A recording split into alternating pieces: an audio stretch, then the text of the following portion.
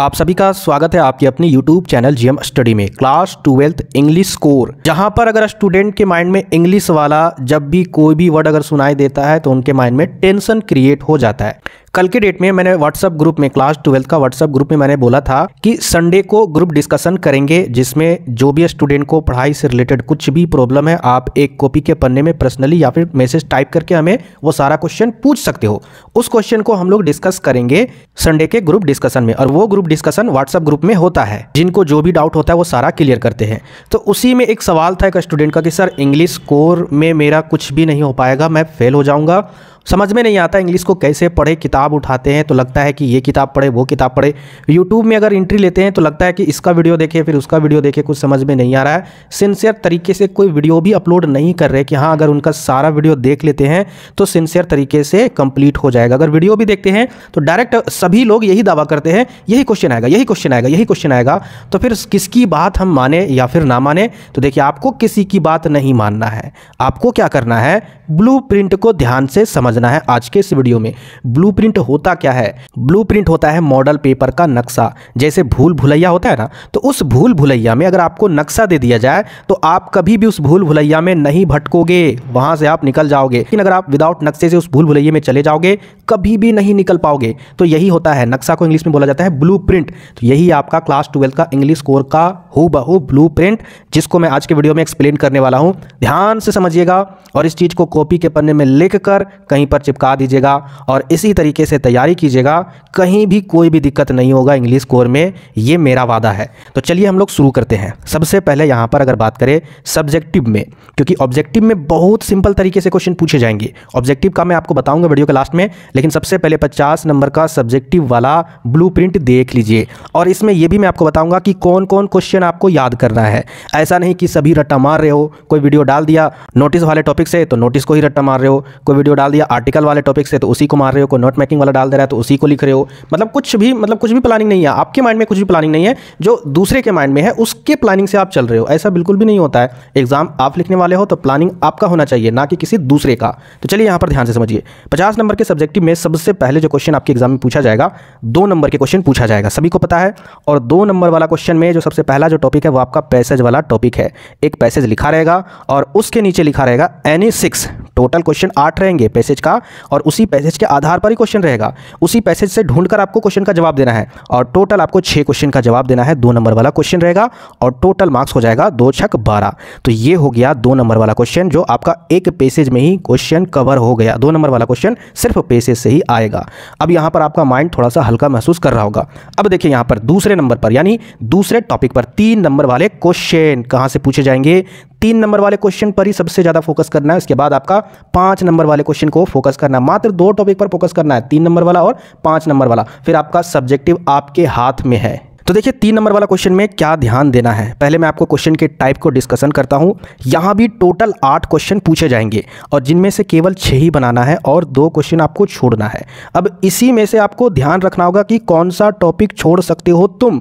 मैं अगर बोलूंगा नोटिस छोड़ने के लिए और किसी स्टूडेंट को नोटिस अच्छे तरीके से समझ में आता है तो फिर क्या वो मेरी बात को मानेंगे? नहीं मानना चाहिए उनको मेरी बात को। अपने अनुसार आपको छोड़ना होगा और चलना होगा। तो देखिए यहां पर पहले टॉपिक में यानी पहला क्वेश्चन रहने वाला है 3 नंबर में नोट मेकिंग, और ये पैसेज से ही रहेगा। देखिए पहला वाला तो आपका पैसेज से, 2 नंबर वाला क्वेश्चन आएगा वो मैंने आपको डिटेल से बता दिया, लेकिन एक और पैसेज रहेगा और उसमें पैसेज के आधार पर आपको नोट मेकिंग बनाना यानी नोट तैयार करना है। बहुत ही सिंपल होता है, बहुत सिंपल होता है। इजी वे में आप समझ जाओगे जब मैं आपको बताऊंगा वीडियो के माध्यम से।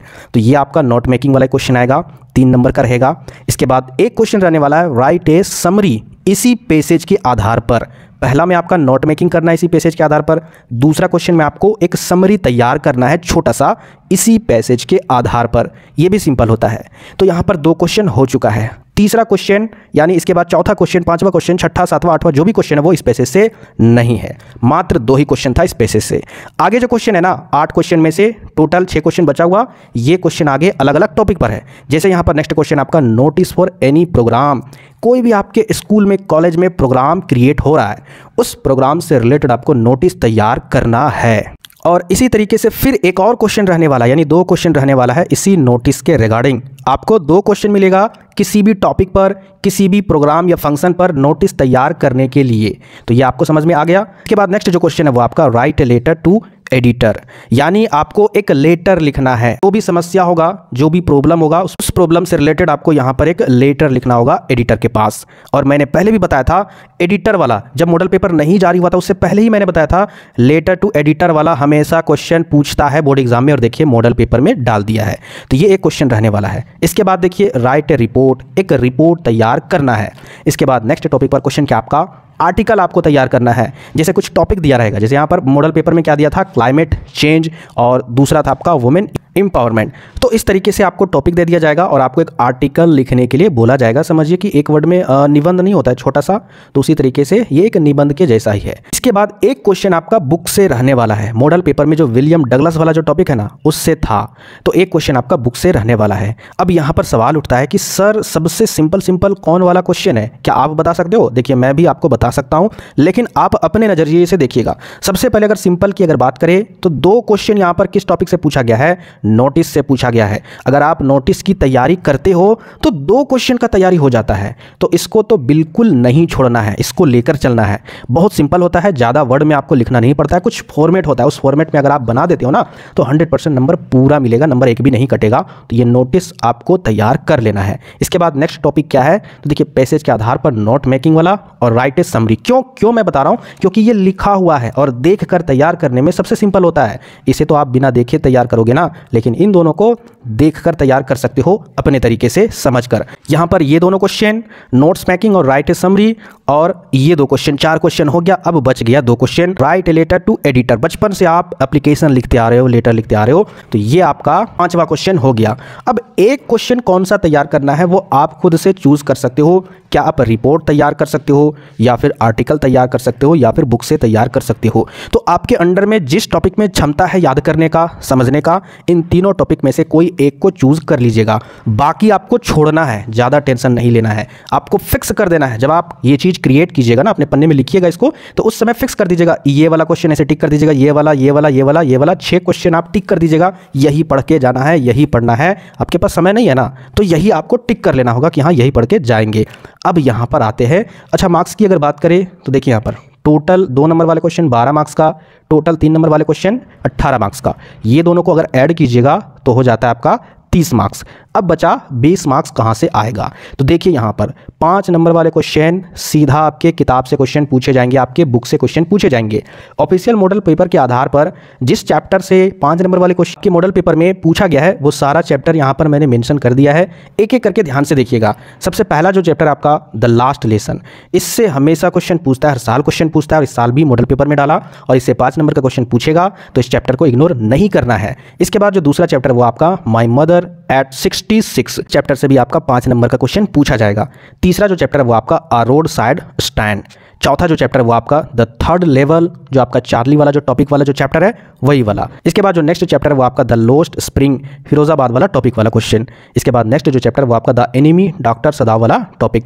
अब यहाँ पर देखिए ये तो टोटल 6 क्वेश्चन है। अब 6 क्वेश्चन में आपको केवल 4 का ही जवाब देना है।